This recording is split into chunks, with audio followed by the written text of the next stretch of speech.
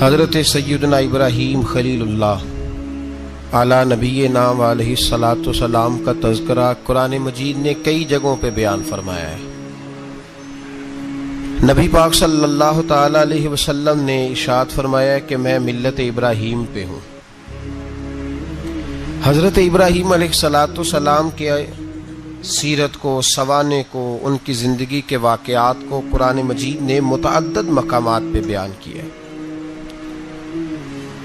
انبیاء کرام علیہم السلام 1,24,000 کم و بیش ہوئے، لیکن دین اسلام میں نبی پاک علیہ السلام کی امت میں جو مقام حضرت ابراہیم کا ہے وہ بس انہی کا ہے۔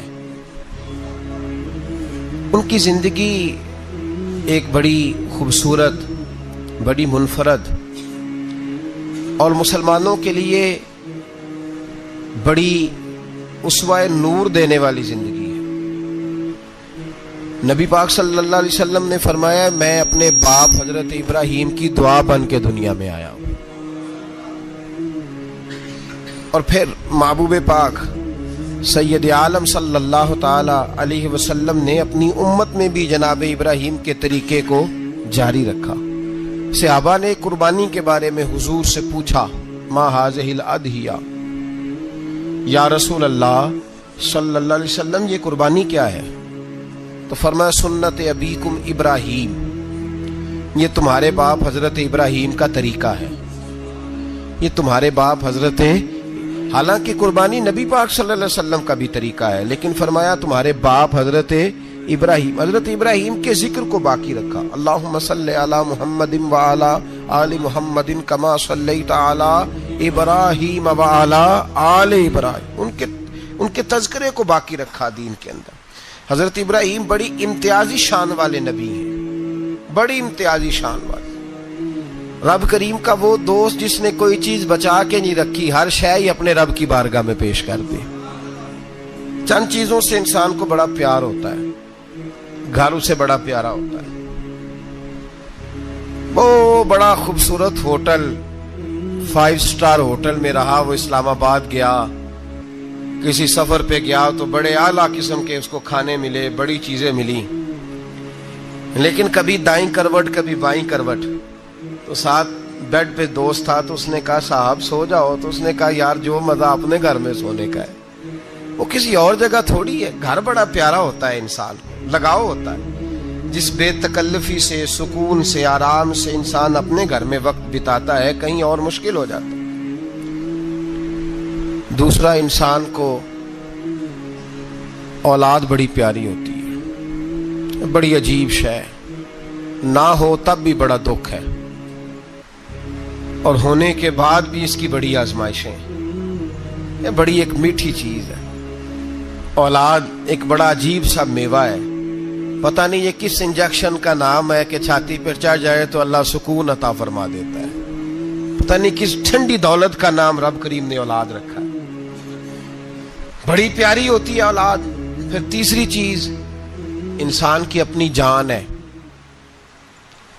اور یہ اتنی قیمتی شے ہے کہ اللہ کریم نے فرمایا کہ اگر تیری گردن پہ کوئی آدمی پستول رکھ کے، تلوار تیرے گلے پہ رکھ کے کہے نا کہ رب کا انکار کر دے ورنہ مار دوں گا، تو فرمایا وقتی طور پہ میری ذات کا انکار کر پر جان بچا جا۔ اگر تم مرنے کے قریب ہو گیا ہے اور حرام شے کھائے بغیر تو بچ نہیں سکتا، مر جائے گا، تو فرمایا چل تو اس طرح کر حرام کھا کے جان بچا، پر جان بچانا فرض ہے، ضروری ہے۔ وطن بڑا پیارا، اولاد بڑی پیاری، جان بڑی پیاری، پر حضرت ابراہیم سے رب کریم نے فرمایا چل ابراہیم کوئی چیز دے، تو کہا یا اللہ تینوں ہی تیرے نام پہ قربان کرتا ہوں، تیری ہوئی ساری، ہر شے تیری۔ حضرت ابراہیم نے دین کے لیے، آپ شہر بابل کے قریب پیدا ہوئے تھے، وہاں سے مصر آئے، مصر سے فلسطین آئے، اور فلسطین سے آ کر کے کعبہ آباد فرمایا۔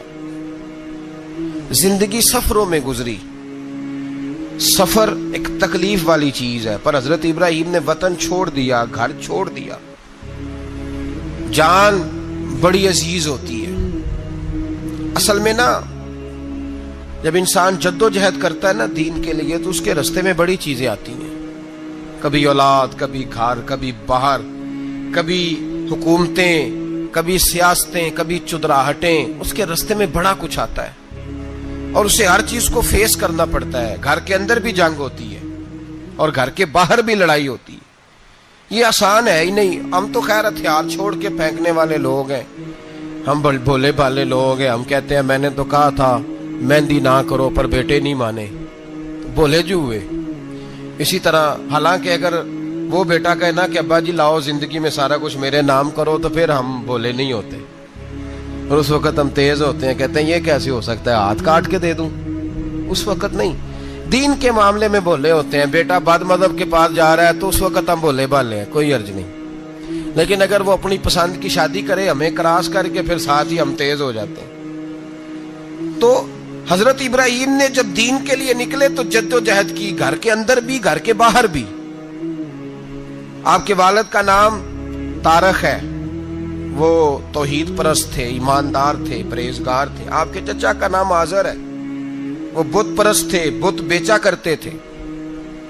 حضرت سیدنا ابراہیم علیہ السلام جب میدان عمل میں نکلے تو حضرت ابراہیم علیہ السلام نے اپنے گھر سے جہاد شروع کیا. لڑنا پڑا. گھر کے اصولوں سے، چچا نے جو رواج بنائے ہوئے تھے اس رواج سے ٹکرائے. فرمایا میں اپنے گھر کے اندر یہ بت پرستی نہیں ہونے دیں گا. چچا کو ایک دفعہ نہیں، بار بار 100 دفعہ سمجھایا.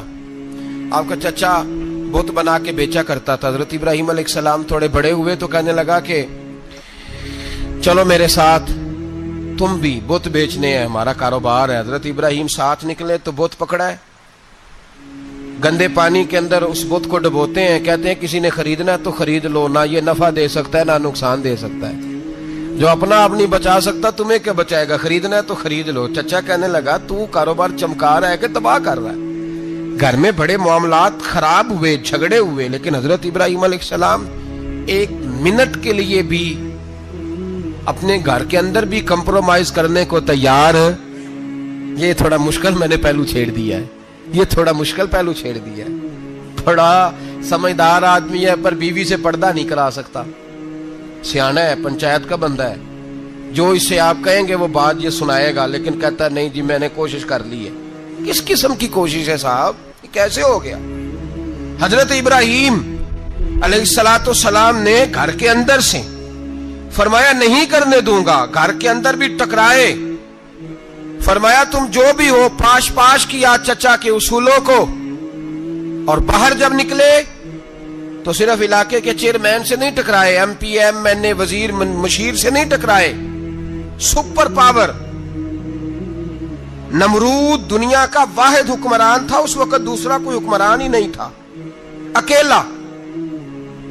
اکیلے حکمران سے جا کر ٹکرائے. کوئی ساتھ فوج نہیں تھی، کوئی ساتھ ان کے طاقت بظاہر دنیا داری کی کوئی نہیں تھی، پر حضرت ابراہیم جا کے ٹکرائے. اور میرے رسول پاک صلی اللہ علیہ وسلم نے سند بیان کی. فرمایا افضل الجہاد کلمۃ الحق عند سلطان الجابر.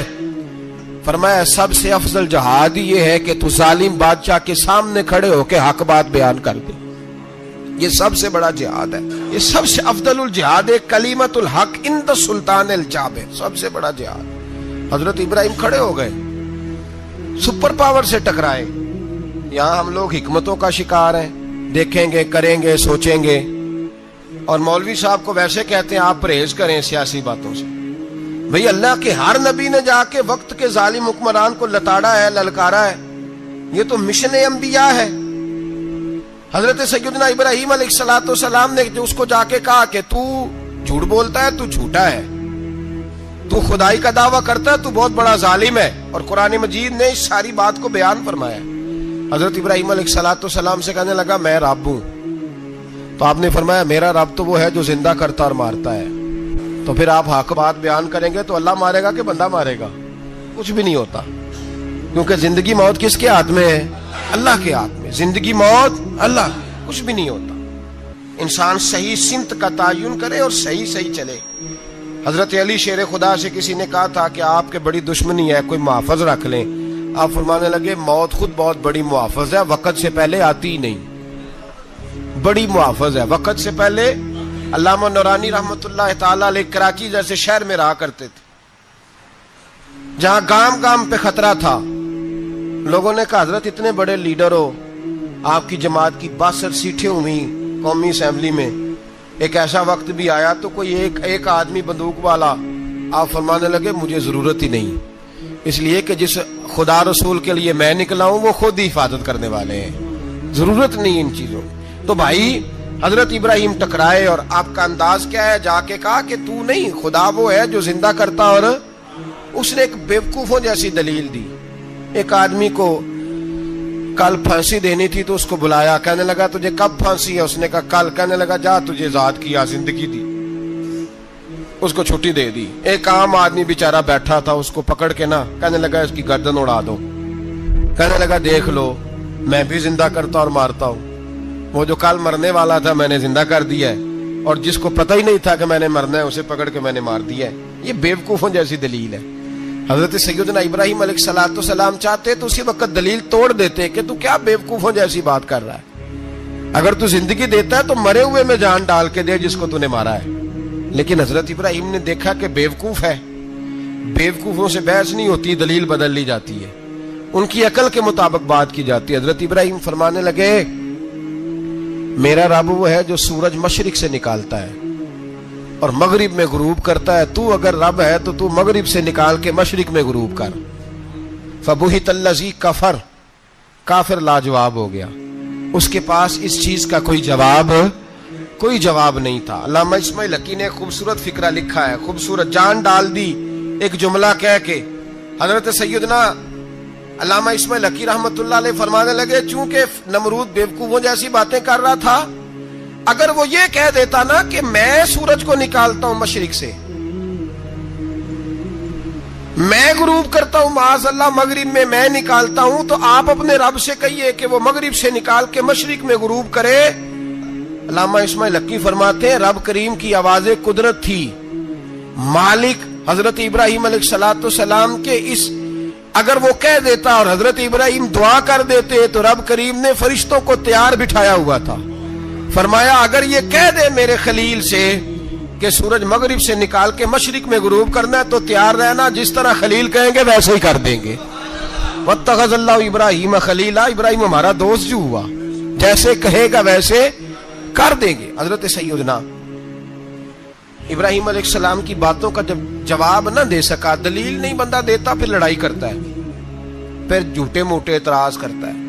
دلیل ختم ہوتی ہے تو لوگ ذاتیات پہ اترتے ہیں, کہتے ہیں یہ کھانستا صحیح نہیں, دیکھتا صحیح نہیں. دلیل ختم, اب ذاتیات پہ اترے, کہنے لگے مجھے پتہ چلا ہے کہ یہ فلانی جگہ گیا تھا تو وہاں جا کے اس نے اس طرح کیا ہے. پھر لوگ ذاتیات پہ اترتے ہیں, جب دلیل کا جواب دلیل سے نہیں دے پاتے پھر ذاتیات پر اتر کر حملے کرتے ہیں. حضرت ابراہیم کے دلائل کا جواب نمرود نہ دے سکا تو کہنے لگا کہ اس کو آگ میں ڈال دو. قوم گئی ہوئی تھی ساری, آپ نے بات سنی ہوئی ہے, میں نے صرف اشارہ دینا ہے, میلے پہ. تو حضرت سیدنا ابراہیم علیہ السلام نے سارے بت توڑ دیے, کلاڑا بڑے بت کی گردن پہ رکھا. واپس آئے, کہنے لگے بت کس نے توڑے ہیں؟ تو فرمایا اس سے پوچھ لو جس کی گردن پہ کلاڑا ہے. کہنے لگے یہ تو بول ہی نہیں سکتا. تو فرمانے لگے بڑے بیوقوف ہو, جو بولتا ہی نہیں, سنتا ہی نہیں, اپنا آپ نہیں بچا سکتا, اس کی پوجا کرتے ہو. کہنے لگے پکڑو, دلیلیں ختم ہو گئی, اس کو آگ میں ڈالو. بہت بڑی حویلی 45 فٹ مربع پہ مشتمل ایک حویلی بنائی گئی اور 45 فٹ اونچی. مختلف روایات, علامہ اسماعیل حقی کہتے ہیں کہ 3 مہینے تک نمرود نے کہا کہ اس کے اندر لکڑیاں ڈالو. لوگ پوچھنے لگے کتنی دنیا جلانی ہے؟ کہنے لگا بندہ تو ایک جلانا ہے, پر بندہ بڑا تگڑا ہے, ایک بندہ. 3 مہینے لکڑیاں ڈالی گئیں. اور لوگوں کی جو تہمات ہوتی ہیں نا وہ بڑی عجیب ہوتی ہیں. تہمات میں نے بڑی تفصیل سے رمضان المبارک میں گفتگو کی تھی. بدشگونی, تہمات لوگ لیتے ہیں. اس وقت بھی لوگ تہمات کا شکار ہو گئے. عقیدہ بگڑ جاتا ہے تو وہ عجیب و غریب باتیں کرنے لگتا ہے. تہمات کا شکار ہو گئے. بیبیاں نظر مانتی, میں بیمار ہوں, اگر صحیح ہو گئی تو اتنے من لکڑی دوں گی حضرت ابراہیم کی آگ جلانے کے لیے. ایک عورت لے کے جا رہی ہے لکڑیاں, تو ایک نیک دل آدمی نے اس سے پوچھا کہاں جا رہی ہو؟ کہنے لگی میں نے منت مانی تھی تو حضرت ابراہیم अलैहिस्सलाम को माज़ अल्लाह जलाने के लिए लकड़ियां लेके जा रही हूं, तो वो रब करीम के बंदे कहने लगे तू ढूंढती रहेगी, तुझे वो जगह मिलेगी नहीं। वो बीबी कई महीने घूमती रही, जगह ही नहीं मिली जहां लकड़ियां डालनी, मारी गई। तो हम्माद का शिकार हुए बहुत सारे लोग। तो हम्माद का भाई, तो हम्माद दीन के अंदर मना है। तो हम्माद दीन में कोई नजर मानना, कोई किसी बुजुर्ग के मजार पे जाके साले सवाब के लिए कोई चीज मानना, ये तो दुरुस्त हुआ। लेकिन गैर शरी नजरें मान लेना कि मैं आग के गिर्द चक्कर लगाऊंगा, मैं जनाब वहां जाके ये वाला तमाशा करूंगा, मैं धागा बांधूंगा, मैं रस्सा काटूंगा, मैं वहां गंदे हौं से पानी पीऊंगा, इनकी शरीयत इजाजत, ये तो हम्मात है, बदशगुनी है। दीन में इनकी कोई गुंजाइश। आप नजर मानने से पहले भी किसी आलिम से राब्ता करें कि मैं मन्नत मांगने लगा हूं तो कैसे माननी चाहिए, इसका तरीका पूछें। ऐसे ही गलत चीज की मन्नत थोड़ी मान ली जाएगी। 12 लामदाम बरसरे मतलब हजरत इब्राहिम के लिए आग जलाई गई, 45 फुट ऊंची आग है, परिंदा भी ऊपर से गुजरता है तो नीचे गिर जाता है जल के। इतने दिन लगा के आग जलाई गई, अब हजरत इब्राहिम को जलाया जाने लगा है। यहाँ तो मौजे है ना, जो किसी इदारे का सरबराह है उसके लिए मौज है, किसी जगह ऑफिसर बन गया तो मौज है, पीर साहब के लिए मौज है, अल्लामा साहब के लिए मौज है, खतीब साहब के लिए मौज है। जलना किसको पड़ता है? वाली कोई नहीं रहा इल्ला माशाअल्लाह। वो लोग गुजर गए जो तकलीफें सह के काम करते थे, गुजर गया जमाना। हजरत सैयदना इब्राहिम अलैहिस्सलाम को जलाया जाने लगा है, तो अब इतनी बड़ी आग है तो डाले कैसे? शैतान ने तजवीज दी कि मंजनीक बनाओ, मंजनीक, बड़े बड़े बांस बांध के उनके नीचे रस्सा बांधो। वो जिस तरह झूलने के लिए झूला बनाया जाता है, इस तरह एक मंजनीक पुराने जमाने में उसमें पत्थर रख के फेंके जाते थे दुश्मनों पे। वो मंजनीक बनाई गई कि दूर से हजरत इब्राहिम को फेंकेंगे। हाथ हजरत इब्राहिम के बांध दिए, पांव मुबारक बांध दिए, पूरी जमीन पे एक नाम लेने वाला खुदा का, और उसको आज रस्सियों में जकड़ा हुआ है। जब फेंका जाने लगा ना आग में, हूरे रोने लगी, फरिश्ते तड़पने लगे, ए अल्लाह ये क्या होने लगा है? एक तेरा खलील और वो भी आग में। फरमाया जाओ जाके उससे कहो अगर तुम्हारी मदद लेता है तो उसे बचाओ। हवा का फरिश्ता आया, कहा इब्राहिम अगर तू कहे। ओ भाई, इन चीजों को कहानी समझ के ना सुना करें, ये दास्तान नहीं, ये वो तरीके हैं जो हमारे रसूल ने हमें अपनाने का हुक्म इरशाद फरमाया है। जो अकीदे, ये वो नजरियात है जो हमें ओढ़ने को कहा गया। अपने रब करीम की रिजा पे राजी रहने के ये वो खूबसूरत मौके हैं सूफिया ने जिनको बनाकर समझाकर हम तक पहुंचाया है। ये है अहले तरीकत की बातें। वो कहते हैं यार जिस हाल में रखे राजी रहना है। हजरत इब्राहिम अलैहिस्सलाम को फेंका जा रहा है, फरिश्ता आया, ए अल्लाह के खलील अगर हुक्म दो तो इतनी हवा चलाऊं कि नमरूदी जल जाए सारे, आग उन पे फेंक दी जाए। आपने फरमाया तू जा, तुझसे मुझे कोई काम नहीं। थोड़ी देर के बाद पानी का फरिश्ता आया, कहा हुजूर इतनी बारिश बरसाऊंगा कि आग बुझ जाएगी। फरमाया तू जा, तुझसे कोई काम नहीं। अब जब मंजनीक में रख दिए गए, आग में जाने का लम्हा है, तैयारी है, हजरत जिब्रील अमीन हाजिर खिदमत हुए। कहा इब्राहिम कोई हाजत? फरमाया तुझसे कोई नहीं। कहा चलो मुझसे नहीं तो रब करीम से ही बात कर लो, मुझे पता है मैं छोटा हूं, आप मुझसे मदद क्यों लोगे, रब करीम से ही बात कर ले। तो हजरत इब्राहिम कहने लगे जिब्रील ये बता, रब को नहीं पता उसका खलील किस हाल में है? उसे नहीं पता मैं किस हाल में हूं? मेरे हाथ बंधे हैं, पैर बंधे हैं आग में, उसे नहीं पता? बताया तो उसे जाता है जिससे खबर ना हो। तो अगर उसे पता है तो अगर वो जलाने पे राजी है तो मैं भी जलने को तैयार हूं, मैं तैयार हूं, मैं तैयार हूं। उसे कहो ठीक है। हजरत सैयदना इब्राहिम अलैहिस्सलाम को मंजनीक में डाल के जो फेंका आग में, या नारुकुनी बरदम व सलामन अला इब्राहिम, अल्लाह ने फरमाया ए आग मेरे इब्राहिम पे ठंडी भी हो जा और सलामती वाली भी हो जा। हजरत इब्राहिम को दो फरिश्तों ने बिठा दिया जमीन पे, फूल खिले हैं, कौंपले महक रही हैं, कलियां खुशबू दे रही हैं। हजरत इब्राहिम ने सर सजदे में रख दिया, सुबहान अल्लाह वल्हम्दुलिल्लाह वला इलाहा इल्लल्लाह वल्लाहु अकबर। हजरत इब्राहिम अल्लाह की तस्बीह पढ़ने लगे, रब करीम का शुक्र बजा लाने लगे। निकले वहां से, कुछ दिन गुजर गए, निकले, हुक्म हो गया इब्राहिम इलाका छोड़ दो। हजरत इब्राहिम अलैहिस्सलाम वहां से निकल के मिस्र आए, चचा के पास ठहरे। انہوں نے اپنی بیٹی جناب سارہ کا نکاح کر دیا. کچھ آگے بڑھے تو ایک ظالم بادشاہ سے ٹکرائے. اس نے ایک شہزادی ایک بادشاہ کی بیٹی قید کی ہوئی تھی, جناب ہاجرہ نام تھا. ان کو قید سے چھڑا کے ساتھ لائے. حضرت لوط علیہ السلام بھی ساتھ. یہ 4 لوگوں کا قافلہ چلا. فلسطین میں جا کے پڑاؤ ڈالا, گھر بار چھوڑا, تبلیغ شروع ہوئی.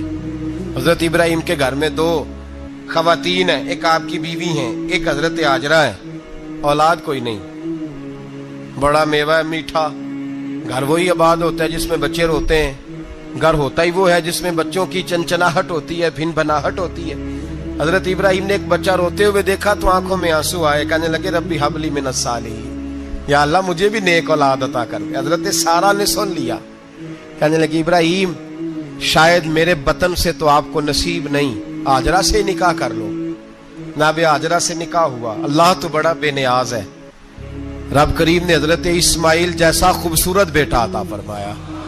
بیٹا کالا سیاہ بھی ہو تو سینے کی ٹھنڈک ہوتا ہے, پر یہ تو وہ بیٹا ہے جس کی پیشانی میں نور محمدی چمکتا ہے صلی اللہ علیہ وسلم. حضرت سیدنا اسماعیل علیہ اتنے خوبصورت.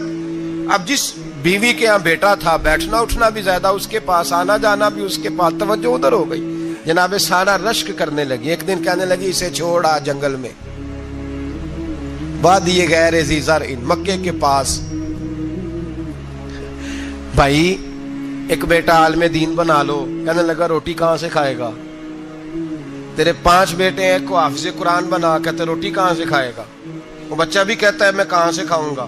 حضرت ابراہیم علیہ السلام تو چند مہینے کا بچہ چھوڑ آئے, تو کہاں سے روٹی کھائی حضرت اسماعیل نے؟ کہاں سے کھائی ان کی اماں نے روٹی؟ بھوکے مر جاتے ہیں یہ سارے. میں بڑی ذمہ داری سے کہا کرتا ہوں کہ جتنی خوبصورت روٹی اللہ کریم دین کے خادموں کو عطا کرتا ہے شاید کسی اور کے نصیب ہوتی ہو, لیکن ہم لوگ توجہ ہی نہیں کر رہے. ہمارا ذوق ہی نہیں بن رہا. ہم یہ محنت ہی نہیں کر رہے کہ قوم کو مستند علماء کی ضرورت ہے. علاقوں کے علاقے خالی ہیں, ادھر ہمارا مزاج ہی نہیں بن رہا, توجہ ہی نہیں دین کی خاطر. اور پھر چلے بچے تو بعد کی بات ہے نا, جو ابھی خود جوان ہے وہ بھی یہ دعا. ایک صاحب مجھے کہنے لگے میں دعا مانگ رہا ہوں اللہ مجھے بیٹا دے تو میں اسے دین پہ لگاؤں گا. تو میں نے کہا آپ بھی بوڑھے نہیں ہوئے, آپ خود ہی لگ جائیں. بیٹا تو ابھی آئے گا تو لگے گا نا. تو آپ تو اس وقت ہے تو آپ تو پہلے لگے نا صاحب. 2 گھنٹے تو نکال کے آئے, دین سیکھنے کو کافی ہے. آپ اتنی لمبی سوچ رہے ہیں کہ بچہ آئے گا تو بڑا ہوگا تو وہ جائے گا تو دیکھی جائے گی. ابھی تو آپ ہیں تو آپ تو آؤ. حضرت ابراہیم نے بچہ وہاں چھوڑا. یہاں سے جو عمرہ کرنے لوگ جاتے ہیں نا, جو حج کرنے جاتے ہیں, ان کو پتا ہے کہ وہاں دنیا کی ہر نعمت ملتی ہے, پھر بھی ڈبل ٹرپل پیسے لوگ جیبوں میں ڈال کے جاتے ہیں. حضرت ابراہیم جب وہاں لے کے گئے تو کوئی انسان نہیں تھا, پانی کا قطرہ نہیں تھا. 2 کلو کھجوریں, ایک مشکیزہ. بیوی کو تھمایا. ہمارے گھر میں ہزاروں چیزیں پڑی ہیں, لیکن وہ جو توکل ہے نا وہ ختم ہو گیا ہے. اللہ دے گا, حلال حلال پہ قناعت کرے, جائز جائز پہ بھروسہ کرے, رب کریم عطا کرنے والا ہے. وہ مزاج ختم ہو گیا. حضرت سیدنا ابراہیم علیہ السلام 2 کلو کھجوریں, ایک مشکیزہ پانی کا دے کر کے, اور وہاں بٹھایا آپ نے اپنے بچے کو اور اپنی زوجہ جناب ہاجرہ کو, اور بٹھا کر کے یہ واپس پلٹنے لگے. تو حضرت ہاجرہ سلام اللہ علیہ نے آواز دی, کہا ابراہیم کس کے سہارے پہ چھوڑ کے جا رہے ہیں؟ جہاں آب زمزم کا کنواں ہے نا, جو لوگ گئے ہیں جنہوں نے صفا مروہ کی صحیح کی ہے, صفا مروہ سے باہر نکلے نا, سرکار کی ولادت کا مقام ہے, اس جگہ پہ آب زمزم کا کنواں تھا. وہاں حضرت سیدنا ہاجرہ کو بٹھایا. کوئی چیز نہیں, کوئی درخت نہیں, کوئی کھیت نہیں, کوئی پانی نہیں, کوئی کنواں نہیں. وہاں بٹھایا اور بٹھا کر کے نکلنے لگے تو جناب ہاجرہ فرمانے لگی ابراہیم کس کے سہارے پہ چھوڑ کے جا رہے ہو؟ کہنے لگے اللہ کے سہارے پہ. تو پاک باز بی بی نے ایک لفظ پوچھا, کہا ابراہیم یہ میرے رب کا حکم ہے, یہ میرے, بس جن کا عقیدہ توحید مضبوط ہو ان کے لیے ایک جملہ کافی ہوتا ہے, یہ میرے اللہ کا حکم ہے. تو جناب ابراہیم علیہ السلام فرمانے لگے ہاجرہ ہاں رب کا حکم ہے. جب یہ لفظ کہے تو چاہیے تھا نا حضرت ابراہیم تسلی دیتے, تو بی بی صاحبہ تسلی دینے لگی. عرض کرنے لگی ابراہیم اگر اللہ کا حکم ہے تو پھر آپ ہماری فکر نہ کرنا. اگر یہ رب کا حکم ہے تو پھر ہماری فکر نہ کرنا. جس رب نے ہمیں یہاں تک پہنچایا ہے وہ ہمیں کبھی بھی ضائع نہیں فرمائے گا. پھر پھر فکر نہ کرنا. حضرت ابراہیم آ گئے, بات آپ نے سنی ہوئی ہے, اشارہ کرنا مقصود ہے. 13 سال میں چلے مان بھی لیا جائے بعض روایات کی روشنی میں کہ آتے جاتے بھی رہے, لیکن مکمل دیکھ بھال اپنے بچے کی پرورش میں پورا حضرت ابراہیم علیہ السلام کا کردار, سارا کردار ماں کا تھا. میں جب خواتین کے بارے میں کوئی بات کرتا ہوں تو میں آپ کو اکثر کہتا ہوں کہ یہ صرف بیوی کے لیے حکم نہیں ہوتا, یہ ٹریننگ بیٹی کو دینی ہے اور بہن کو دینی ہے. یہ تربیت کرے اپنے گھر میں. میں تجربے کی روشنی میں یہ بات عرض کیا کرتا ہوں کہ بھائی بچے باپ کے فرما بردار اس وقت ہوتے ہیں جب اماں انہیں باپ کا فرما بردار کرتی ہے, اور بچے باپ کے نافرمان بھی تب ہوتے ہیں جب اماں انہیں باپ کا. میں نے اپنے کانوں سے سنا ایک دفعہ ایک بچہ اپنے باپ سے کہہ رہا ہے آپ نے تو ساری زندگی باہر گزار دی, پیسے کمانا کون سا مشکل کام ہے, دکھ سکھ تو سارے اماں نے برداشت کیے, سکولوں میں وہ جاتی تھی, فلانا کام وہ کرتی تھی, فلانا کام. اب یہ سوچ اس کی ذاتی تو نہیں, یہ اس کو دی گئی ہے. اور اگر اس کو یہ سوچ دے دی جائے کہ اماں کہے کہ میں تو اپنوں میں رہی ساری زندگی, میں نے تو اپنوں میں وقت گزارا, اور تیرا باپ تو کئی دفعہ جنازے بھی نہیں پڑھ سکا, نے تو ماں باپ ایسے دفن کر دیے, وہ اگر یہ سوچ فراہم کرے تو پھر بچہ باپ کا فرما بردار ہوتا ہے. اور یہ والی روایتیں ہم بیوی کو سناتے ہیں, حالانکہ کس کو سنانی چاہیے بولیے؟ بہن اور بیٹی کو. بہن اور بیٹی کو سنائیں یہ باتیں, ان کو سمجھائیں تاکہ آگے جا کے وہ جو گھر ترتیب دے وہ گھر بڑا عمدہ اور نکھرا ہوا ہو. حضرت سیدنا ابراہیم 13 سال کے بعد آئے, چونکہ گھر میں اللہ تبارک و تعالیٰ کی دوستی کا چرچا تھا, اللہ تبارک و تعالیٰ کی محبوبیت کا غلبہ تھا. 13 سال کے بعد فلما بالغ معہ سعیا, بیٹا جب اتنا بڑا ہوا کہ سال چلنے لگا تو حضرت ابراہیم نے اپنے بیٹے کو بلا کے کہا بیٹا مجھے خواب آئی ہے, میں تجھے ذبح کر رہا ہوں, تیری کیا رضا ہے؟ تو حضرت اسماعیل کہنے لگے یا ابت افعل ما تؤمر, ابا جی اللہ جیسے حکم دیتا ہے میرے ساتھ ویسے ہی کریں, جیسے اللہ حکم دیتا ہے ویسے ہی بولیے ویسے ہی کریں. حضرت ہاجرہ کو کہا کہ ایک دوست نے دعوت کی ہے تو وہاں جا رہے ہیں, بی بی مطمئن ہے, تفصیلات کی ضرورت نہیں, ختم بات, اعتبار ہے, مطمئن ہو گئی. شیطان پیچھے سے آیا اماں کے پاس, ذرا تھوڑی دیر کے لیے تصور جمائیے, یہاں تو پڑوسن آ کے کوئی بات بتا دیتی ہے خاوند کے بارے میں تو کئی مہینے جھگڑا جاری رہتا ہے, پڑوسن محلے دار. شیطان نے آ کے بتایا لفظ کیا ہے, کہا حضرہ تمہیں پتا ہے کہاں جا رہے, کہا دوست کی دعوت میں. تو کہنے لگے دوست کون ہے؟ رب کریم, اور ابراہیم کا خیال ہے کہ اس رب نے مجھے حکم دیا ہے کہ میں ذبح کروں. تو حضرت ہاجرہ کہنے لگی کبھی باپ بھی بیٹے ذبح کرتے ہیں؟ شیطان کہنے لگا ان کا خیال ہے کہ ان کے رب نے حکم دیا ہے. جناب ہاجرہ فرمانے لگی اگر رب نے حکم دیا تو پھر تو مجھے شیطان لگتا ہے, تو مجھے شیطان لگتا ہے. کا کیا مطلب؟ فرمانے لگی اگر رب کریم کا حکم ہے تو میرے پاس ایک اسماعیل ہے, اگر 1000 بھی ہوتے میں سارے اللہ کے راستے میں پیش کر دے دیتی. مالک کا ہی تو ہے سارا کچھ, اسی کا ہے, اس میں لیت اللہ کی کیا گنجائش. حضرت سیدنا ابراہیم علیہ السلام نے بیٹے کے حلق پہ چھری رکھ بھی دی اور چھری چلا بھی دی, رکھ بھی دی, اور وہ تو اللہ کریم نے فرمایا یا ابراہیم قد صدقت الرؤیا, ابراہیم تو نے خواب سچا کر دکھایا, وہ قیامت تک تیرا نام رہے گا. حضرت ابراہیم نے وطن بھی دیا, جان بھی دی, بیٹا بھی, اللہ کریم نے دمبے دیے, فرمایا یہ فدیہ ہے. اب یہ قربانی قیامت تک حضرت ابراہیم کے طریقے کے مطابق جاری ہے. حضرت ابراہیم بہت بڑے مہمان نواز تھے, بہت بڑے. آپ جب مصر میں قیام تھا تو بڑے بڑے لمبے چوڑے لنگر پکتے تھے, لوگ آیا جایا کرتے تھے, بڑا تفصیل کے ساتھ کھانا ہوتا تھا. مہمان نوازی آپ کی خاص صفت مبارکہ ہے. ہمارے ہاں بھی مہمان نوازی ہوتی ہے امیروں کی, بلکہ اب تو مہمان نوازی اس طرح کی ہے کہ کل تیری میرے پاس دعوت ہے اور پرسوں میری تیرے پاس ہے. وہی امیروں میں وہ چکر رہتا ہے, پارٹیاں دوست ایک دوسرے کو ڈالتے ہیں, تیری طرف پارٹی تیری طرف. اور اسی انداز میں اب یہ عید آئے گی نا, ٹکا پارٹیاں ہوں گی جگہ جگہ, اور لوگ سوال پوچھنے لگے ابھی سے, کہتے ہیں قربانی کا کتنا گوشت گھر رکھنا جائز ہے, قربانی کا کتنا گوشت گھر رکھنا جائز ہے, سارا ہی جی. اس لیے فریزر لے لے, فریج سے نہیں کام چلے گا.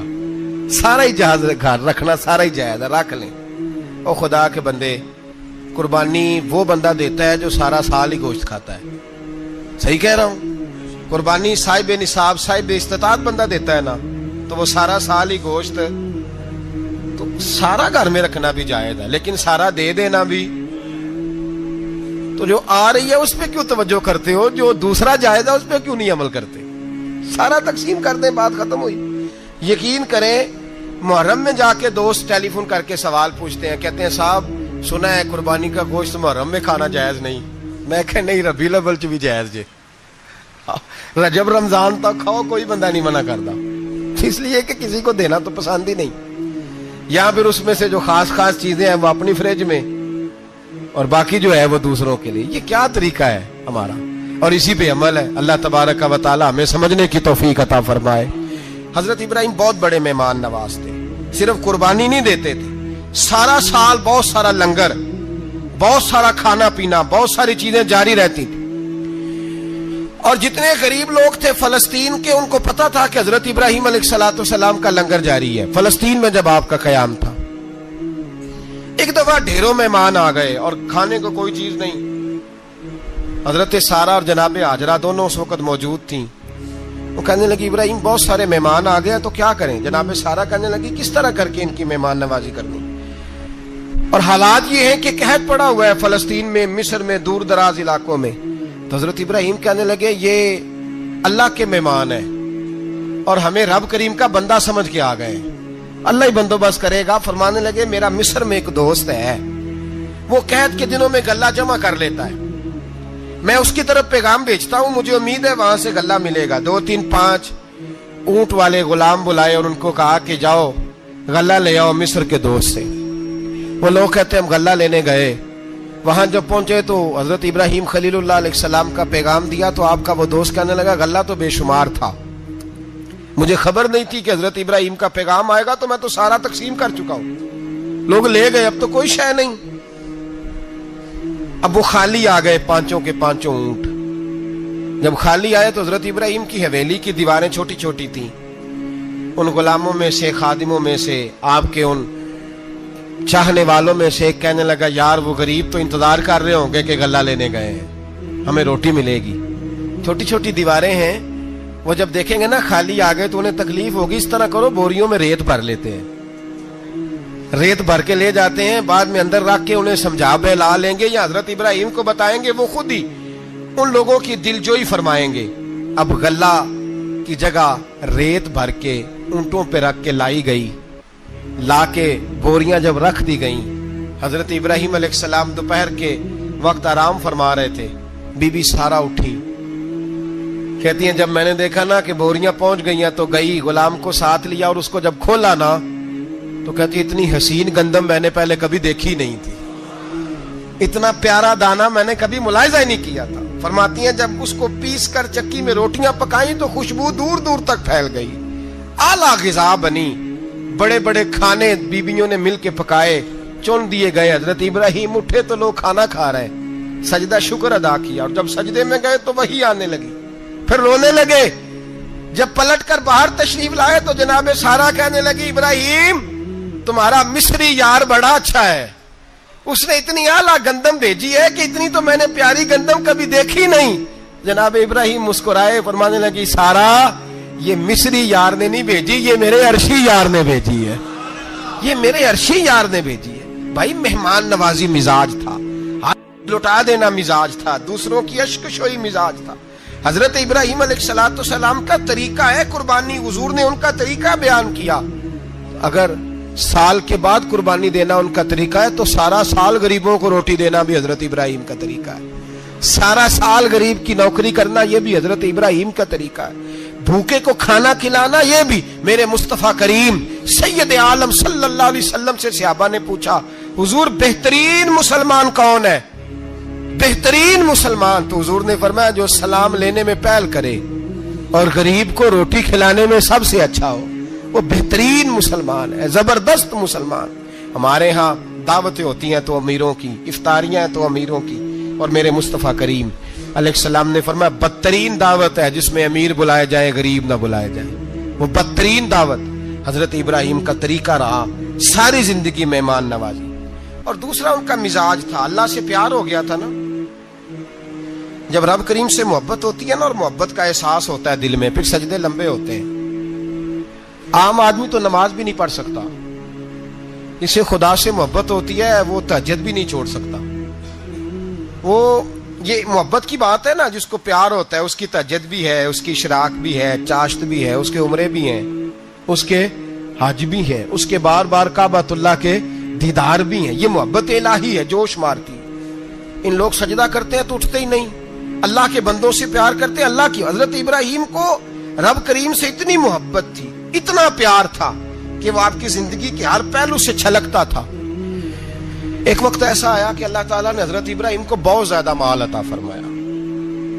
اتنے اونٹ گنے نہیں جاتے, گائیں اتنی زیادہ کہ شمار نہیں ہوتی, بکرے بکریاں اتنی زیادہ کہ شمار, بہت زیادہ مال اللہ نے عطا فرمایا. اور ابھی کچھ عرصہ پہلے آپ پیچھے جائیں نا تو جو لفظ مال تھا وہ روپے پہ تو بولا ہی نہیں جاتا تھا, وہ جانوروں پہ بولا جاتا تھا.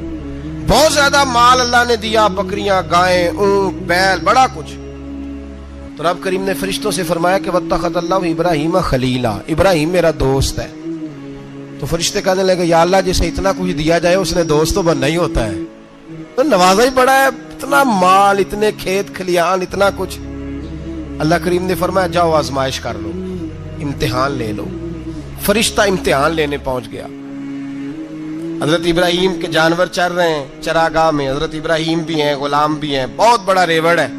آپ تشریف فرمائیں. ایک فرشتہ آیا تو کھیت میں چھپ کے بیٹھ گیا اور بلند آواز سے کہنے لگا سبحان اللہ والحمد للہ ولا الہ الا اللہ واللہ. یہ تسبیح بڑی پسند ہے, محبوب نے ان کی فضیلت بیان کی. اب وہ حضرت سیدنا ابراہیم علیہ السلام کھڑے تھے تو وہ کھیت میں بیٹھ کے تسبیح پڑھنے لگا سبحان اللہ والحمد للہ ولا الہ الا اللہ. حضرت ابراہیم کہنے لگے یہ میرے رب کا نام کون لے رہا ہے, بڑی اس کی میٹھی آواز ہے, بڑی کون ہے. ڈھونڈنے لگے, گھومتے گھومتے اس کے پاس چلے گئے, فرشتہ انسانی شکل میں. تو میرے رب کا ذکر کر رہا تھا؟ اس نے کہا میں ہی کر رہا تھا. فرمانے لگے یار ایک دفعہ پھر نہیں کرتا. تو کہنے لگا ابراہیم پہلے تو میں اپنی مرضی سے کر رہا تھا, تو کہتا ہے تو پیسے لگیں گے, پیسے ہیں تو کر دیتا ہوں. حضرت ابراہیم کہنے لگے بول تو کیا لے گا, میرے اللہ کا ذکر سنانے کا کیا لے گا. کہنے لگا جتنی بکریاں آپ چرا رہے ہیں ساری دے دے تو میں اللہ کا ذکر سنا دیتا ہوں. اور آپ نے فرمایا بس جا تیری ساری ہوئی, میرے رب کا ذکر سنا. اور پھر شروع ہو گیا سبحان اللہ الحمد للہ ولا الہ الا اللہ واللہ اکبر. حضرت ابراہیم علیہ السلام کیف میں, یار پھر ذرا سنا, نہ علما وچ پھسا سانو, تو یار دی گل سنا سانو, ذرا دوبارہ سنا. پھر سنایا, ایک دفعہ پھر کہا. فرشتہ کہنے لگا بس جی آپ کے پیسے پورے ہو گئے. حضرت ابراہیم کہنے لگے چل ایک دفعہ اور سنا. کہنے لگا پیسے لگیں گے, تو کیا لے گا. کہنے لگا گائیں بھینسیں ساری میری. فرمایا بس یار اتنی قیمت, تو سنا صحیح, سارا کچھ ہی تیرا. پھر شروع ہو گیا سبحان اللہ والحمد للہ ولا الہ الا اللہ واللہ اکبر.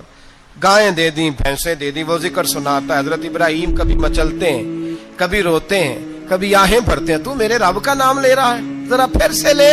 کیف جاری ہے. کہنے لگا بس بھائی. حضرت ابراہیم فرمانے لگے تو اور لے لے جو لینا ہے, مجھے ذکر سنا. اس نے کہا ابراہیم بکریاں میں لے چکا, گائے بھینسیں میں لے چکا, اونٹ رہ گئے, سارے لے لوں گا پھر ذکر سناؤں گا. فرمایا جا تیرا ہوا تو ذکر سناتا رہ, میں دیتا ہوں. دے دیا, کچھ دیر ذکر کیا تو اب خاموش ہو گیا. حضرت ابراہیم خلیل اللہ علیہ السلام فرمانے لگے ذکر سنا. کہنے لگا ابراہیم اب تیرے پاس دینے کو کیا ہے, ہر چیز تو میں لے چکا.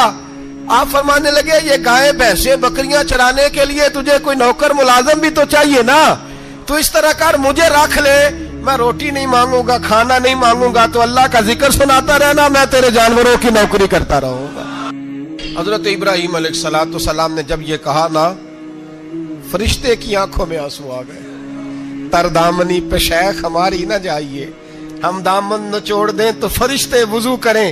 فرشتہ رو پڑا اور کہنے لگا ابراہیم مجھے سینے سے لگاؤ, آپ واقعی اس قابل ہے کہ اللہ آپ کو اپنا دوست بنائے, واقعی اس قابل ہے کہ رب آپ کو اپنا. حضرت ابراہیم علیہ السلام کا خدا سے محبت کرنے کا نرالا انداز.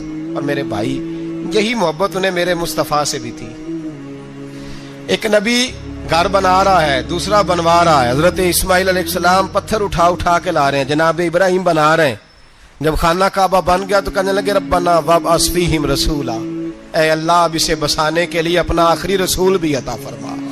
نبی پاک فرماتے ہیں میں دعا ہوں حضرت ابراہیم کی۔ یہ قربانی حضرت ابراہیم کا طریقہ ہے۔ حضور نے اگرچہ نبی پاک کی اپنی سنت تھی، یہ بھی کہہ سکتے تھے سنتی و سنت ابیکم ابراہیم، میری سنت ہے اور تمہارے باپ ابراہیم کی سنت ہے، یہ نہیں فرمایا۔ جب صحابہ نے کہا قربانی کیا ہے، فرمایا سنت ابیکم ابراہیم، یہ تمہارے باپ ابراہیم کی سنت ہے۔ ہر صاحب نصاب پر قربانی واجب ہے۔ جو زکوٰۃ کا نصاب رکھتا ہو اس پر قربانی واجب ہے، یعنی ضروریات سے زیادہ اتنے پیسے جتنے پیسوں سے زکوٰۃ فرض ہوتی ہے، اتنے پیسے جس آدمی کے پاس قربانی سے پہلے پہلے آ جائیں اس آدمی پر قربانی کرنا واجب ہے۔ بکرا، چھترا، دمبا 1 سال کا یا دمبا 6 مہینے کا ہو پر اتنا بڑا محسوس ہوتا ہو کہ لگے کہ 1 سال کا ہے، اس کی قربانی ہو سکتی ہے۔ جانور میں کوئی عیب نہیں ہونا چاہیے، اتنا کمزور نہ ہو کہ ذبح جہاں اسے کرنا ہے وہاں وہ چل کے جا نہ سکے، اتنا کمزور جانور نہ ہو، اس کے اندر بظاہر کوئی اتنا بڑا نقص نہ پایا جاتا ہو، کانا نہ ہو، لنگڑا نہ ہو، کوئی اس کی ہاتھ نہ کٹے ہوئے ہوں، ایسا نقص جو واضح ہو۔ بکرا 1 سال کا، گائیں اور بھینس یہ 2 سال کی، اونٹ 5 سال کا۔ اب اس میں یہ ہے کہ ہمارے بہت سارے دوست چونکہ ہم دیہاتی لوگ ہیں تو پوچھتے ہیں کہ دوندا نہیں ہے تو چوگا نہیں ہے، تو یہ ہماری پنجابی کی اصطلاحات ہیں، پنجابی کی۔ شریعت اسلامیہ نے سال بتائے ہیں، یہ تو ہم نے اپنی آسانی کے لیے، یا دیہاتوں میں جو ماحول تھا اس طرح کا جانور لیں، خوبصورت جانور لیں۔ جو نصاب ہے وہ بھی میں نے آپ کو بتایا، لیکن ایک اور پہلو بھی ہے۔ نبی پاک صلی اللہ علیہ وسلم پہ زکوٰۃ کبھی فرض نہیں ہوئی، کبھی حضور پہ زکوٰۃ فرض نہیں ہوئی۔ نبی پاک صلی اللہ علیہ وسلم کے پاس اتنا سرمایہ کبھی اکٹھا ہوا ہی نہیں کہ زکوٰۃ فرض ہو، لیکن نبی پاک کے صحابہ فرماتے ہیں کہ مدینے کے 10 سالوں میں اللہ کے رسول نے ہر سال قربانی فرمائی ہے، ہر سال قربانی دی۔ اور جس سال حضور حج کرنے گئے اس سال اللہ کے نبی نے 63 اونٹ ذبح فرمائے، اور حضور صلی اللہ علیہ وسلم جب اونٹ ذبح کرنے لگتے نا تو صحابہ کہتے ہیں اونٹ خود دوڑ کے حضور کے سامنے آ کے لیٹ جاتا، اور نبی پاک اسے ذبح کرتے اور فرماتے ہیں ایک دوسرے کو دھکے دیتے اونٹ کے، پہلے میں نے جانا ہے ذبح ہونے کے لیے، پہلے میں نے، انہیں پتا تھا کہ جو مصطفیٰ کے ہاتھوں ذبح ہوگا وہ تو دائمی زندگی پا جائے گا، یہاں بھی وہاں بھی زندہ۔ 63 اونٹ ذبح کیے۔ ایک اونٹ میں کتنی قربانیاں ہوتی ہیں؟ 7۔ اب 63 کو 7 سے ضرب دو گے تو کتنی بنے گی؟ اور پھر نبی پاک صلی اللہ علیہ وسلم نے 10 سال مدینہ منورہ میں قربانی دی، ہر سال۔ اب وہ 63 اونٹ، ایک اونٹ میں 7 قربانیاں، ہر سال یہاں قربانی۔ اور مولا علی شیر خدا فرماتے ہیں نبی پاک 2 قربانیاں دیتے۔ میں نے کہا حضور 2 جانور ذبح کر رہے ہیں آپ، تو حضور نے فرمایا ایک میری طرف سے، ایک میری امت کی طرف سے، غریبوں کی طرف سے۔ اور حضرت علی کو حضور نے وصیت فرمائی تو 2 دیا کرے گا۔ یا رسول اللہ صلی اللہ علیہ وسلم میں غلام ہوں، خادم ہوں۔ حضور نے فرمایا علی ایک تو نے اپنی دینی ہے، ایک میری طرف سے دینی ہے۔ 2 قربانیاں۔ مولا علی نے بھی ساری زندگی 2 قربانیاں دی۔ حضرت علی بھی مال کے نصاب نہیں تھے، اپنا مکان ہی نہیں تھا، کوئی کاروبار نہیں تھا، کئی دن فاقے رہتے تھے، پر قربانیاں کتنی دیتے تھے؟ 2۔ ہمارے پاس ویسے اگر سسرال میں، میکے میں، کزنوں میں کچھ شادی ہو جائے تو 50-60 ہزار کا خرچہ برابر ہے، وہ پکا ہے۔ اور قربانی کی باری غریب ہو گئے، سارے غریب ہو گئے، کہتے نہیں یہاں مشکل ہے۔ او خدا کے بندے، اللہ کے ساتھ تجارت کر، اس کے رستے میں 1 دے گا، رب تجھے 70 گنا اضافہ کے ساتھ عطا فرمائے گا۔ قربانی مال کے نصاب پہ ہے۔ کوشش کیا کریں کہ اللہ کے رستے میں جب دینا ہو پھر لیت اللہ سے بچیں، خوبصورت جانور لائیں۔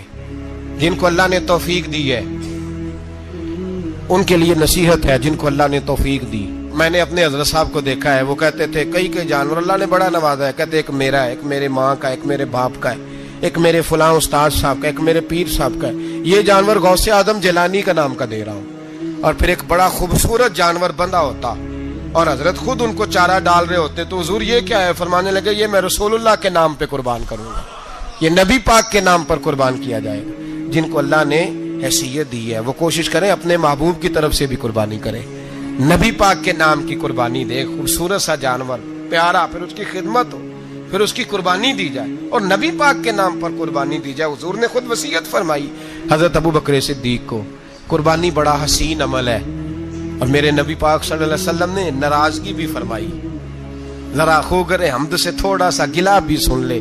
میرے حبیب نے فرمایا جو طاقت کے باوجود قربانی نہ کرے وہ ہماری عیدگاہ میں عید کی نماز پڑھنے نہ آئے، وہ نہ آئے۔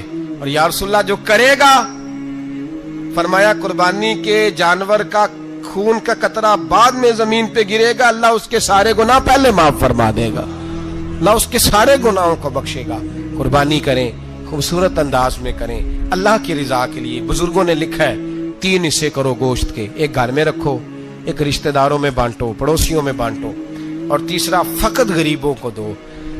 لیکن میں اکثر یہ سوچتا ہوں کہ ہمارے ہاں قربانی کرتا ہی وہ ہے جن کے گھر میں ہر جمعرات کو چھوٹا گوشت پکتا ہے، اور جن کے گھر میں ہفتے میں 3 دفعہ مرغی کا گوشت پکتا ہے، وہی تو قربانی دینے کے قابل ہوتے ہیں۔ تو وہ بھی اگر قربانی کے بکرے میں سے بھی تیسرا رکھنا چاہیں تو اجازت تو ہے، میں نے کہا سارا رکھنے کی بھی اجازت ہے، لیکن اگر آپ مہربانی کریں، کوشش کریں کہ یار ہم تو سارا سال ہی کھاتے ہیں، اور ہمارے ہاں جو گوشت تقسیم ہوتا ہے نا وہ بھی باری لگی ہوئی ہے، ادھر سے پلیٹ آئی تھی گوشت کی تو ادھر سے بھر کے چلی گئی، بھئی اس نے کی ہے، اس کو بار بار گوشت دینے کا کیا مطلب ہے؟ آپ یہ دیکھیں عزیزوں میں، رشتہ داروں میں، اور میں اگر تھوڑا سا آپ کی توجہ کرانے میں کامیاب ہو جاؤں تو سفید پوش لوگوں کو دیکھیں، کچھ سفید پوش ہیں، سفید پوش جن کے اوپر قرضے ہیں، بیماریوں نے جکڑ لیا ہے، گھر میں بڑے بڑے سخت مریض آ گئے ہیں، سفید پوش پہلے دیا کرتے تھے۔ آپ ان سے پوچھتے ہیں صاحب قربانی، تو بات کو ٹالتے ہیں، وہ کہتے ہیں سوچ رہا ہوں کوئی حصہ ڈال جائے، پردہ پوشی کرتے ہیں، کہتے ہیں کہیں حصہ رکھا ہوا ہے، پردہ پوش۔ اکثر وہ لوگ قربانی نہیں دے پاتے، اکثر دیا کرتے تھے اب نہیں دے پا رہے، کیوں؟ اس لیے کہ مشکلات ایسی آ گئیں۔ ان لوگوں کا خیال کریں، ان کے گھروں تک گوشت پہنچا کے آئیں، ان پر توجہ کریں۔ وہ سفید پوش آدمی کبھی ذکر نہیں کرے گا، کچھ تو ایسے ہیں جو خود پہنچ جاتے ہیں کہ ہمیں گوشت دیا جائے، لیکن کچھ سفید پوش ہیں لا یسألون الناس الحافا، اللہ فرماتے ہیں کچھ لوگ لپٹ لپٹ کے سوال نہیں کرتے، سفید پوشی کا بھرم رکھتے ہیں، کا مزاج نہیں۔ ان کی طرف دیکھیں، اپنے رشتہ داروں کو دیکھیں، خاص کر ان رشتہ داروں کو دیکھیں جن کا آپ کو پتہ ہے کہ غریب ہیں، مجبور ہیں، ان کے گھروں میں گوشت بھیجیں۔